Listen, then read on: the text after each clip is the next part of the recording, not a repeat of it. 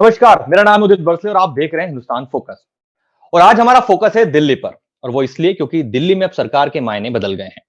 अब दिल्ली की सरकार का मतलब मुख्यमंत्री अरविंद केजरीवाल की सरकार नहीं, अब दिल्ली की सरकार का मतलब उपराज्यपाल यानी एलजी की सरकार है। दिल्ली में जीएनसीटीडी बिल लागू कर दिया गया है। बिल गृह मंत्रालय के नोटिफिकेशन के बाद 27 अप्रैल से प्रभावी हो गया है। इस बिल के कानून बनने के बाद अब उपराज्यपाल अनिल बैजल के पास दिल्ली की आम आदमी सरकार से ज्यादा शक्तियां होंगी। इसी विषय पर बात करने के लिए हमारे साथ मौजूद हैं कानून विशेषज्ञ और सुप्रीम कोर्ट के वकील विराग गुप्ता जी। सर, बहुत बहुत स्वागत है आपका। Thank you. सर, सबसे पहले ये बताइए, आसान भाषा में समझाइए, जीएनसीटीडी बिल है क्या? नहीं, देखिए, दिल्ली जो राज्य है वो राज्य होने के बावजूद भी राज्य नहीं है। ये एक विसंगति है और इसके लिए जो संवैधानिक स्थिति बनाई गई थी 1991 में बनाई गई थी एक संविधान संशोधन के माध्यम से। और उसके बाद भाजपा और कांग्रेस की जब सरकारें थीं तो केंद्र और राज्य के बीच में टकराव होते थे, लेकिन कभी उतने भयानक टकराव नहीं हुए जितने कि भाजपा और आम आदमी पार्टी की सरकार के बीच में हुए। जी। 2015 से 2018 तक दोनों के बीच में अधिकारों के लिए बहुत तनातनी रही और मामला हाई कोर्ट और सुप्रीम कोर्ट गया।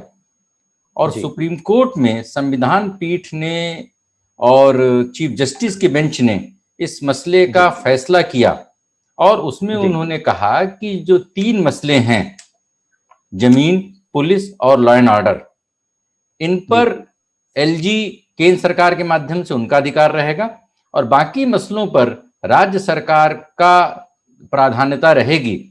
और अगर कोई विवाद होता है तो विवाद की स्थिति में एलजी अपने संवैधानिक अधिकारों का इस्तेमाल करके और केंद्र को, राष्ट्रपति को, गृह मंत्रालय को मामले को रेफर करेंगे।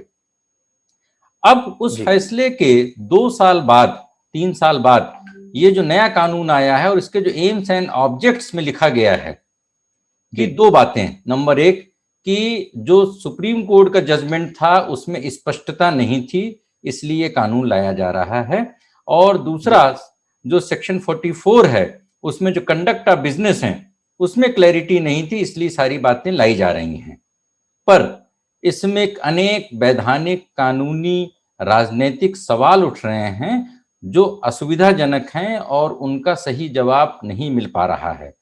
और इस मसले पर दिल्ली और भाजपा सरकार, केंद्र सरकार के साथ 3 बड़ी बातों का भविष्य निर्भर है। पहला कि अगर सुप्रीम कोर्ट का कोई जजमेंट है तो सुप्रीम कोर्ट के जजमेंट में क्लैरिटी अगर सरकार को नहीं है तो सरकार सुप्रीम कोर्ट के पास जाकर क्लैरिटी मांग सकती है कि इन विषयों पर दोबारा क्लैरिटी की जाए। दूसरा, जो व्यवस्था संविधान संशोधन के माध्यम से बनाई गई थी उसे सामान्य तरीके से करने की बजाय संविधान संशोधन से अगर किया जाता वो ज्यादा बेहतर होता। और तीसरा, केंद्र की जो भाजपा सरकार है उसने अपने घोषणा पत्र में दिल्ली को पूर्ण राज्य का दर्जा देने की बात की थी, तो उसे देने की बजाय उनके अधिकारों को कम कर दिया है। यह राजनीतिक दृष्टि से गलत होने के साथ साथ संवैधानिक दृष्टि से भी गलत है कि क्या घोषणा पत्रों का कोई महत्व नहीं है।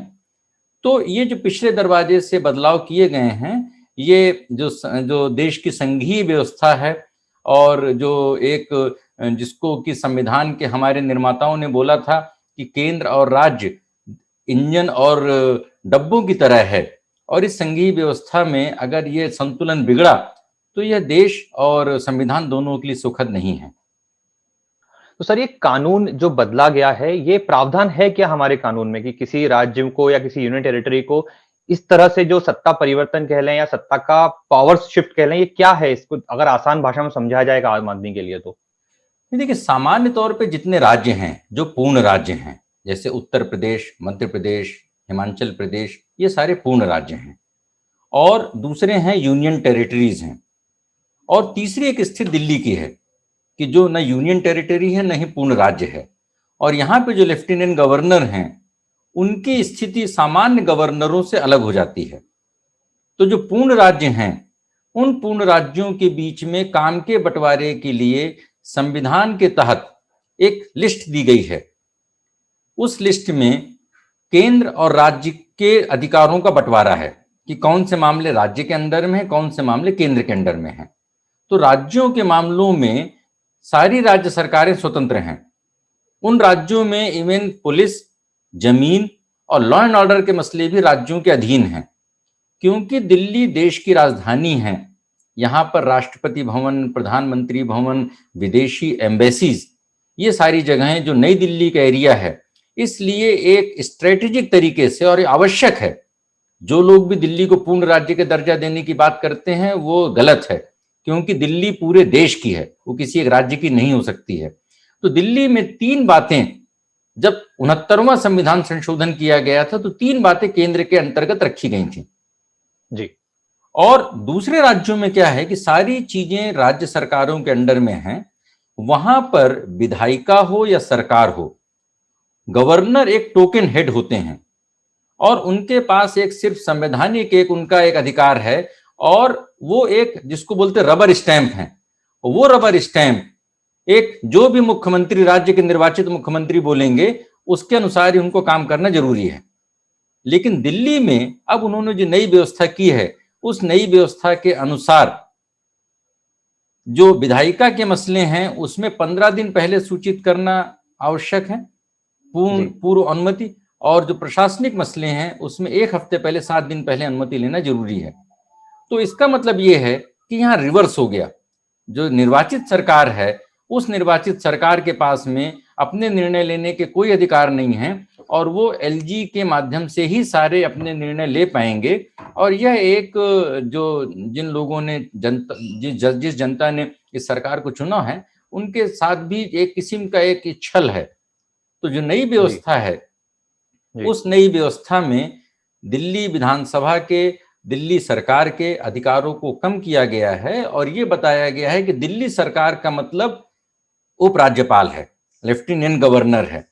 तो ये व्यवस्था अन्य राज्यों की व्यवस्था से पूरी तरह से अलग हो गई है, जहां पे राज्य का मतलब अब एलजी हो गया है। दूसरे राज्यों में गवर्नर टोकन हेड हैं, यहाँ पे जो एलजी हैं, जो जनता से निर्वाचित नहीं है, वो अब सर्वे सर्वा हो गए हैं।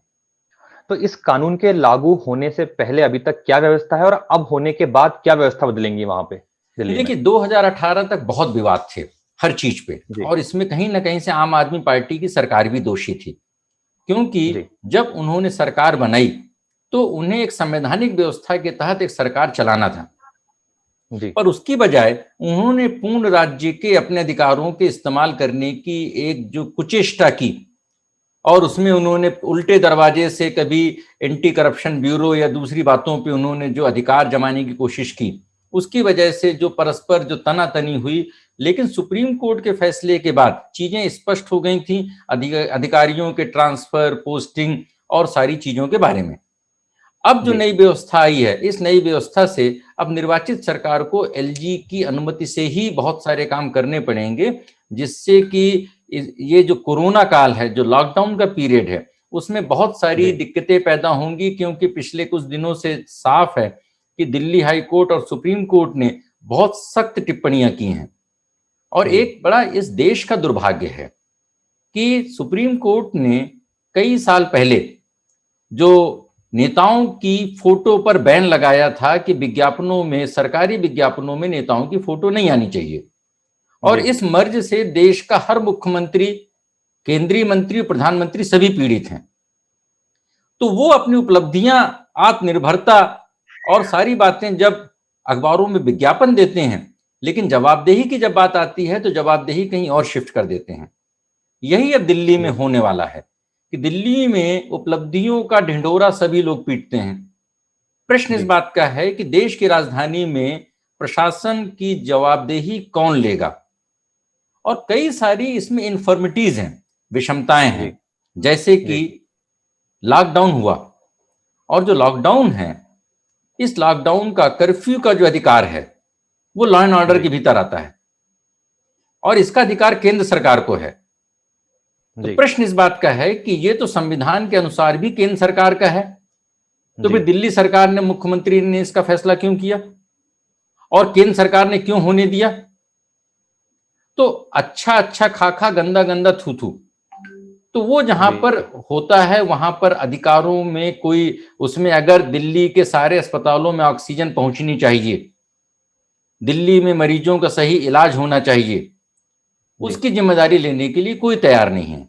राज्य सरकार जो हेल्थ और एजुकेशन में अपनी उपलब्धियों का ढिंढोरा पीटती है, उसकी स्वास्थ्य सेवाएं विफल साबित हुई।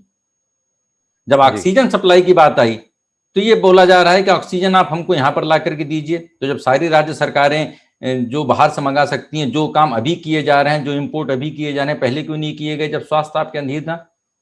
इसी तरीके से केंद्र सरकार जब एक वहां पर, क्योंकि दिल्ली में एक और भी दिक्कत है, यहां पर एमसीडी है, तो त्रिस्तरीय व्यवस्था में एमसीडी में भाजपा है, बीच में राज्य सरकार में दूसरी पार्टी और केंद्र में भाजपा है। एक यहाँ ये भी दिक्कत है कि केंद्र के माध्यम से जो राज्य के तरीके से जो पैसा एमसीडी में जाना चाहिए वो नहीं जाता, तो उससे जो डॉक्टर्स हैं, जो टीचर्स हैं, उनकी समय से तनख्वाह नहीं मिलती। तो अब इस पूरे प्रोसेस के बाद में इस division of distribution of funds में भी अनेक प्रकार की समस्याएं आएंगी। तो मैंने आपको एक बात बताई थी, लॉकडाउन वाली बात। एक दूसरी एक और बात है जुर्माने वाली बात। तो जो कोरोना नियमों के, कोविड नियमों का, मास्क नियमों के उल्लंघन पे जो जुर्माने का जो प्रावधान किया गया, तो यह जुर्माना लगाने का अधिकार केंद्र सरकार को ही है, क्योंकि लॉ एंड ऑर्डर के भीतर आता है। पर दिल्ली सरकार ने सिविल वॉलंटियर्स के माध्यम से, दूसरे माध्यम से, अपने आरटीओज के माध्यम से उन्होंने जुर्माने की व्यवस्था की, करोड़ों रुपए लोगों से जुर्माना लिया। प्रश्न ये है कि ये जो उन्होंने नियम बनाए, जो अधिकारों का इस्तेमाल किया, क्या केंद्र सरकार की उसमें सहमति थी, उसमें अनुमति थी, और इस पे क्यों नहीं उसमें उन्होंने दिक्कत पैदा की? तो जब विकास कार्यों का जब एक क्रेडिट लेना होगा, क्योंकि अगले साल एमसीडी के चुनाव होने हैं, और ये इसका कोई देश की राजधानी से, विकास से या जनता से कोई लेना देना नहीं है, ये पूरी एक सियासत है, और इस सियासत के लिए दोनों दल जिम्मेदार हैं, और दोनों दल संविधान के साथ छेड़खानी कर रहे हैं। दोनों दल जो सुप्रीम कोर्ट का जो जजमेंट है उसका सही अर्थों में सम्मान नहीं कर पा रहे। जी, तो अब कानूनी रूप से मुख्यमंत्री केजरीवाल के पास क्या क्या जिम्मेदारियां होंगी, और कानूनी रूप से अब एलजी के पास क्या क्या जिम्मेदारियां होंगी दिल्ली में? नहीं, सारे अधिकार आज भी जो राज्य सरकार है, केजरीवाल सरकार के पास रहेंगे, क्योंकि उस व्यवस्था को नहीं बदला गया। उसमें थोड़ा सा पेच बदल दिया गया है। पेच ये किया गया है कि जो सुप्रीम कोर्ट के फैसले के बाद 3 विषयों के अलावा सारे विषयों पर राज्य सरकार का प्रभुत्व था, तो राज्य सरकार फैसले लेने के बाद सिर्फ सूचना देने के लिए फाइल एलजी के पास भेजा करती थी। अच्छा। अब सूचना देने की बजाय प्रायर अप्रूवल चाहिए।